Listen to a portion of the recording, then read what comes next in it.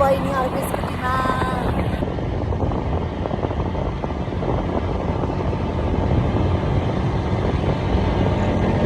हामी दिदी बहिनीहरू भएर सुनौली सुनौली।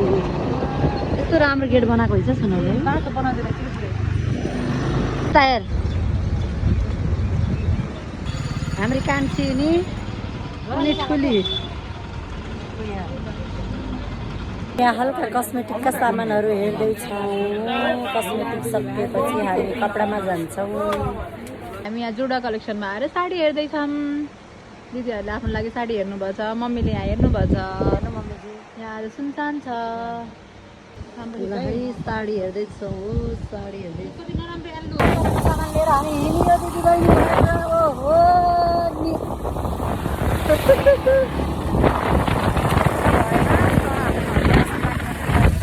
जस्तो भयो हेर्नु। भोक पनि लाग्यो। हामी हल्का नास्ता खान लाग्यौँ ब्ल्याक फरेस्टमा आएर।